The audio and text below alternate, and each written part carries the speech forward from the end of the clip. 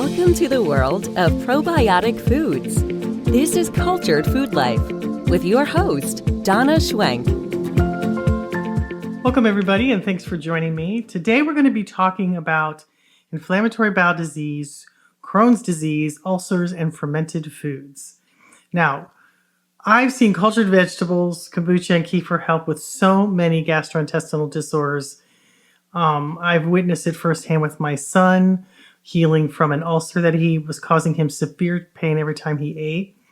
Kombucha and kefir have been found to help the healing process with those who have ulcers. But the special probiotic bacteria and yeast in kombucha protect the lining of the gut by reducing the acids that damage the mucous membrane. And it was found that they work so well that they work as well as the prescription drug Prebiotics with healing stomach ulcers. Now, cultured vegetables also played a part in healing ulcers as well. Vitamin U, which is not actually a vitamin but a compound called S-methylmethionine. It's abundant in cultured cabbage and its juices, and it has been shown to successfully treat ulcerative colitis, acid reflux, and peptic ulcers. Now, kefir was something else that my son consumed every morning when he was having this problem with having an ulcer. And with this trilogy combination, it was kefir, kombucha, and cultured vegetables. It really helped him heal in about 2 months. In addition to adding the probiotic foods, he did eliminate acidic foods that were aggravating his condition, like coffee, things like that were bothering him. And he also did a lot of greens. He ate a lot of greens and did green drinks. That made a big difference. Inflammatory bowel disease is a term for two conditions: Crohn's disease and ulcerative colitis. They are characterized by chronic inflammation of the gastrointestinal tract. Our gut bacteria are constantly changing, and what you eat at every single meal can negatively or positively affect your microbiome. It's not just what you eat, but the environment around us, the stress, certain medications, the foods we eat, all illnesses, and what we eat affect our guts. So negative effects on our guts is known as dysbiosis, which basically means not living together, and our microbiome isn't working with us towards optimal health.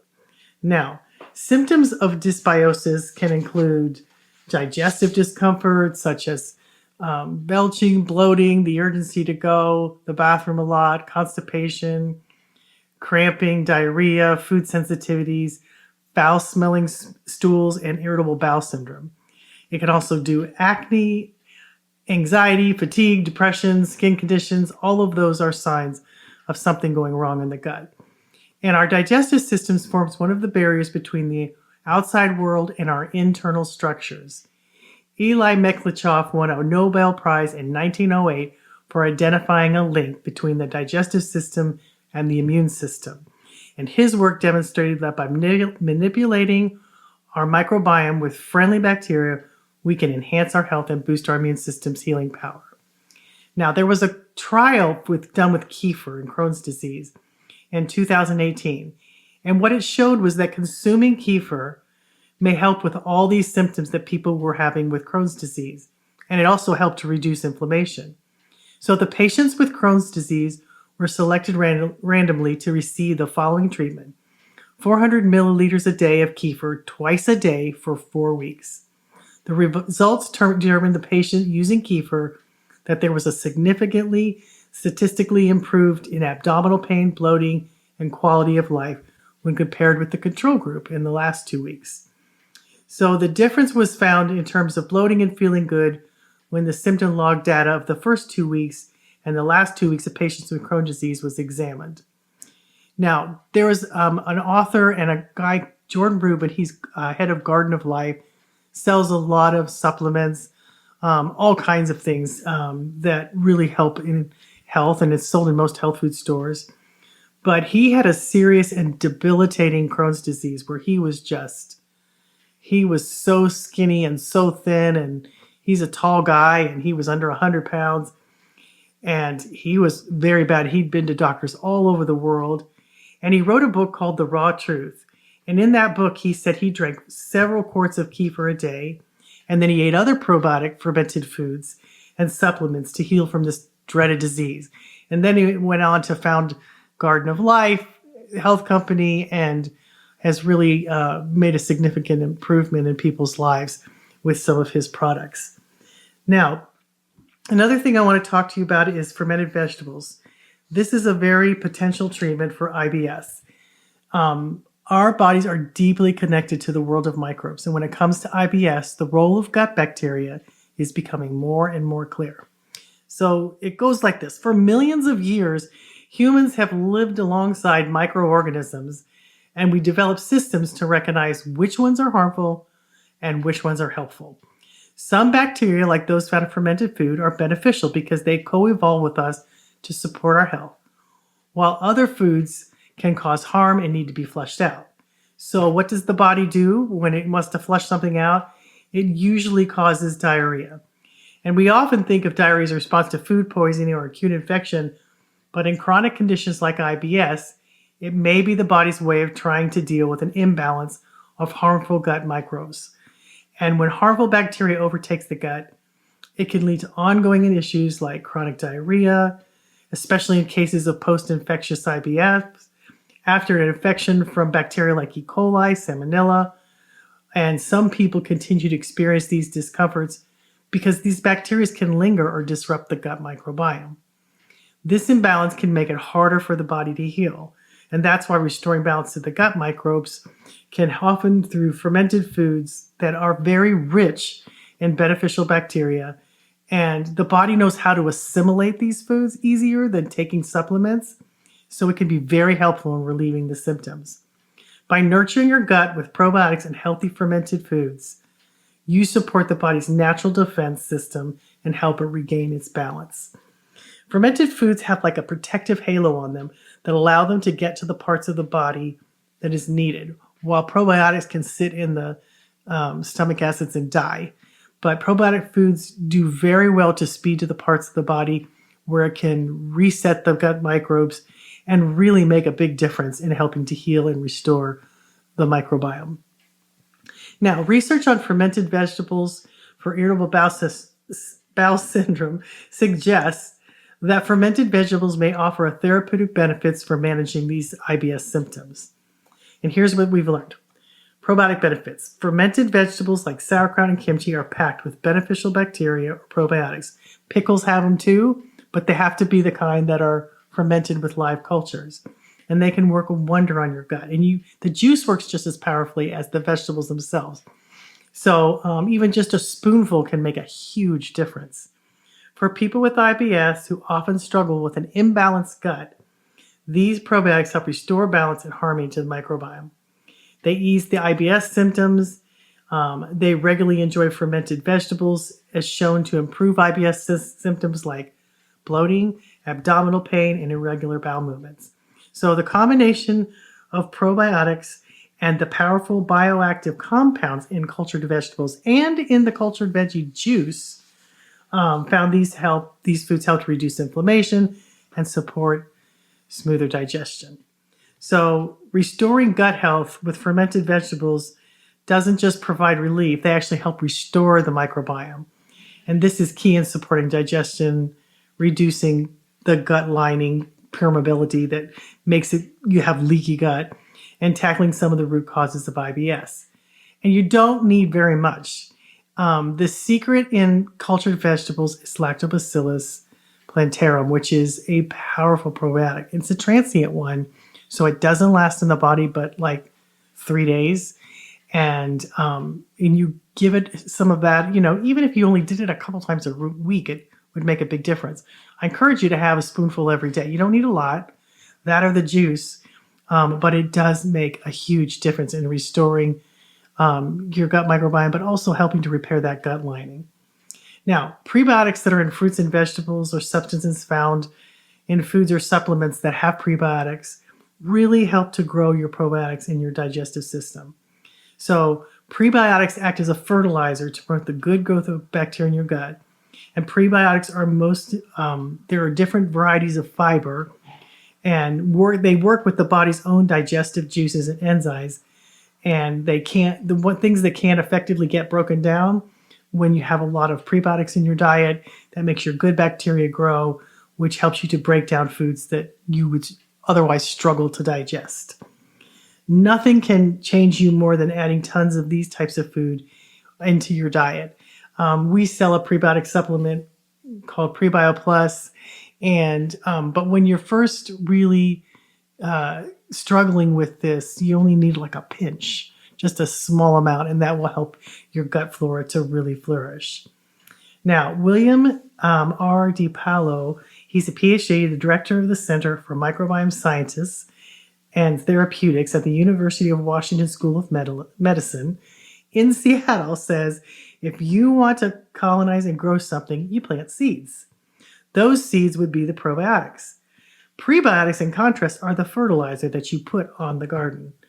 They help the healthy bacteria grow and thrive and maintain a stable population in your gut. It goes on to say people with IBD, like ulcerative colitis, are more likely to have an out-of-balance microbiome, a condition known, as we talked earlier, about dysbiosis. And this can contribute to disease activity. And because of the deficiency of compounds produced by healthy bacteria called short-chain fatty acids, short-chain fatty acids are the major molecule that regulate inflammation, and they do this by enhancing the effects of a type of immune system cell known as the regulatory T cell. That helps regulate other pro-inflammatory T cells. I've written a lot of several articles about the importance of short-chain fatty acids and prebiotics. I feel there's nothing more important than eating your fruits and vegetables to control inflammation throughout your whole body and learning about the trillions of microbes that help you with IBD and a myriad of other health issues. I mean, it's very simple to include a lot of these foods in your diet. For instance, if you're struggling with inflammation in your body, have some blueberries. Blueberries are huge anti-inflammatories, and I stick them in my kefir smoothie, and it'll drop inflammation fast. And it's a powerful way. That's just like one food. There's so many foods out there that can do things for you that you have no idea will be helping you in reducing inflammation. But kefir reduces inflammation. It has 19 anti-inflammatory markers. Blueberries are huge. They're one of the biggest. And I like to eat them frozen with my kefir smoothie. And you can learn about these foods and you'll start to see marked differences in your body because your body will start to heal and you'll start to feel better. So if you have IBD, then learn about what's happening in your body that's creating this disease. And there's many ways your trillions of microbes can assist you to find a new balance and wellness in your body. I have so many recipes for things that create wellness, and wellness should be your birthright. So you need to claim it and focus on it and just start looking for ways to feel better, eating better and better foods, and then you'll start craving those foods. And then you won't want to go back to the way you used to eat because it makes you feel bad. That's the greatest thing about healing, is that the foods that you eat and the things that you do that create wellness, you start to realize that those things are creating wellness in you, and then you don't want to. And then as your microbiome shifts, you start to crave those foods. And it becomes this win-win situation where you're constantly wanting the foods that keep you healthy. And you'll notice a stark difference if you go back to eating the foods that made you unhealthy. You'll start to feel bad again. So you'll be thankful one day that you did this, because honestly, I think the thing that I want to tell you about is that it's not as hard as you think it is. It sounds hard. It sounds daunting. It's just new. And once your body starts to assist you, for instance, like if you have a food that you don't like let's say like my daughter had an aversion to tomatoes and onions, and after she ate it 8 times, she lost that feeling of not liking it anymore. That happens over and over again. I've done that with natto. Natto is is a soybean that is fermented that has a lot of probiotics in it, but it doesn't taste great. But after about 8 or 9 times of eating just a tiny bit, I started to like it. And it was like, it shocked me because I thought I would never like it. But that happens with a lot of foods. And I'm not saying to only foods you don't like. There is just some health benefits to some things that maybe you have aversions to, but a lot of it is just because you're not eating it. And the more you eat it, the more your microbiome will make you crave it. And the more you crave it, the healthier you'll be, and the way your gut will change, and everything will get better. You know, sometimes you can look back, and I do this. I look back on the pain that got me here, the things in my life that made me sick, that brought me to the place I am now. And it's like I've forgotten that I'm a miraculous creation that is designed to be well. My body's designed to keep me healthy. But I just forgot how it worked, and I wasn't eating properly, and I was stressed out. And once I flipped that switch, and I did it, I did it a little at a time. I first started with kefir, then I added cultured vegetables, then I did kombucha. I changed what I was eating otherwise, and everything changed for me. I mean, everything. I started to get better, and then I didn't want to go back because I felt so good. Now, I have a lot of extra recipes on here to help you get started, and just start simple. I started with milk kefir, and I've got this recipe called milk kefir pots, and you make them with easy kefir, which is made from kefir grains. So it's an easier way to make kefir if you don't want to babysit kefir grains. And I used to make these little pots of milk kefir that basically take like no time to make. You just put a little bit of the powder starter in a jar with some milk. In 24 hours, you have kefir. And then you can take a portion of that and make more and more and more. And I would make these little pots that I would keep in my fridge, and I would eat them. At all my meals, I loved it. I would eat it at breakfast. Sometimes I'd have it as dessert. I'd do things all throughout the day. And then I started adding cultured vegetables. I started eating good proteins and more leafy greens. And it just turned into a whole lifestyle. I have really good recipes for cultured vegetables. I have a blueberry kraut that, oh my gosh, it tastes like blueberries. I know that sounds maybe not appetizing since it's made into sauerkraut, but it is delicious. And the juice is fabulous. And the juice is just as powerful. And you only need a spoonful. I have a lemon ginger kombucha that I absolutely love. There's so many different kombucha recipes I love, but I really love lemon ginger. And I also love, there's all different kinds of kombuchas you can make. I've got a grape one I love. I've got a pomegranate.